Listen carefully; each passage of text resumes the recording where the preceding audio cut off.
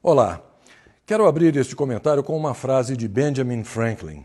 Ele disse que aqueles que abrem mão da liberdade essencial por um pouco de segurança temporária não merecem nem liberdade nem segurança. O fato é que a cada dia que passa fica mais claro que todo esse rebuliço em torno do vírus chinês não passa de uma presepada política odiosa, perversa, sórdida.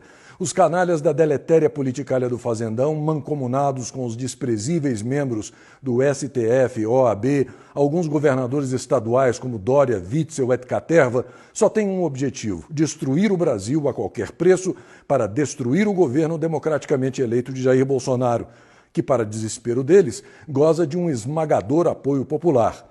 Em outras palavras, bastaria termos um presidente corrupto para que nada disso estivesse acontecendo. Até agora, segundo a CNI, 40% da população perdeu 100% da sua renda. É preciso lembrar que cada 1% a mais de desemprego gera diretamente um incremento de 6 mil mortes anuais. Há apenas 2 meses, os Estados Unidos tinham a menor taxa de desemprego em 50 anos. Agora tem a maior taxa de desemprego em 80 anos. Você já pensou como o Brasil ficará se já temos 12 milhões de desempregados? Alguém já disse que não adianta explicar, as pessoas só escutam o que querem. Mas eu vou tentar assim mesmo, contando com a sua paciência. Antes de entrar nos números para demonstrar o que estou dizendo, quero deixar claro que não sou contra investigar os filhos do Bolsonaro. Pelo contrário, eu sou contra furar a fila. Primeiro é preciso investigar os filhos do cachaceiro vigarista, estuprador de cabras, depois o seu poste ensacador de vento e a filha dela, sem falar nos rufiões que compõem 3/4 do Congresso, Câmara e Senado e os abjetos elementos do Supremo Tribunal Federal. Sim, o Supremo também, porque, como disse um senador, abre aspas, o crime no Brasil é tão organizado que seu departamento jurídico é o STF, fecha aspas. Portanto, vamos obedecer à fila. Bom, depois desses parênteses, preciso que você preste atenção em alguns números para entender como o Brasil está indo rumo ao abismo com essa picaretagem de isolamento horizontal e lockdown, coisa que até o sem noção da OMS não defende mais, e diz que a Suécia, que não fechou nada, é o modelo a ser seguido. Para começo de conversa, um elemento estatístico que iguala os países que enfrentam a peste chinesa: o número de mortes por milhão de habitantes. No Brasil, esse número é em torno de 8, depois que as mortes começaram a ser verificadas detalhadamente. Porque uma coisa é a pessoa morrer de infarto com o vírus chinês e outra coisa é a pessoa morrer por causa do vírus chinês. Na Espanha, quase 390 por milhão. Na Itália, quase 350. Na França, mais de 240. Na Bélgica, são mais de 350 mortes por milhão de habitantes. No Reino Unido, quase 180. Na Alemanha, mais de 40. E o Brasil, com 7 ou 8 mortes por milhão de habitantes.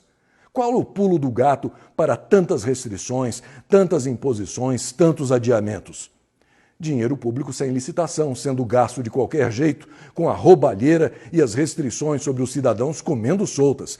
Por isso é que se diz que, enquanto houver dinheiro público sem licitação, o pico da pandemia será adiado para o mês seguinte.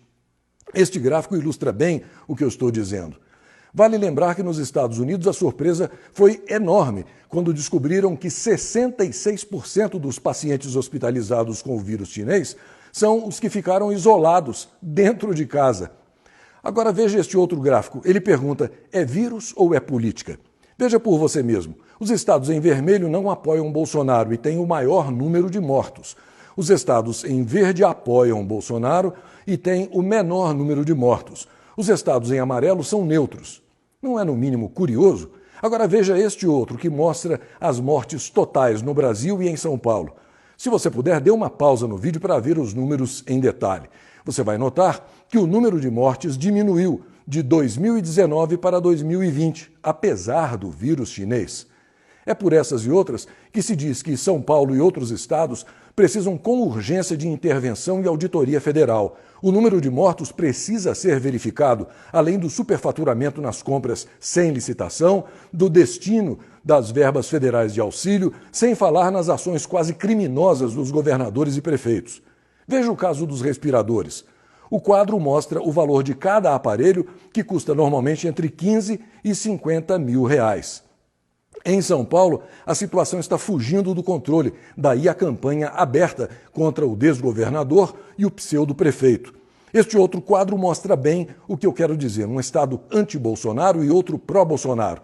No Ceará, com pouco mais de 9 milhões de habitantes e restrições ao comércio, são mais de 700 mortos. Em Minas Gerais, com 21 milhões de habitantes e comércio flexibilizado, são 94 mortos.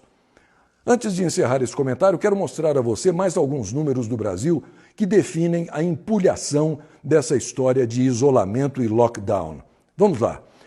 O vírus chinês mata 8 pessoas por milhão de habitantes. A meningite mata 13 por milhão.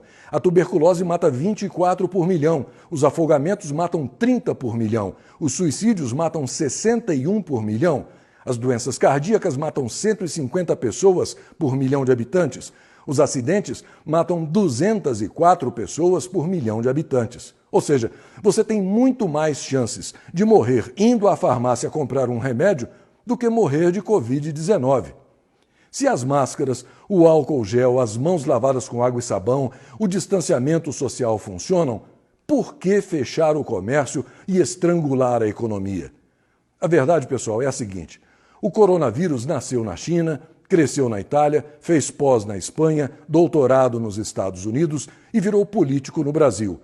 Você sabe por que vários países já superaram a peste chinesa? Porque neles todos se uniram para derrubar o vírus, não o presidente da República.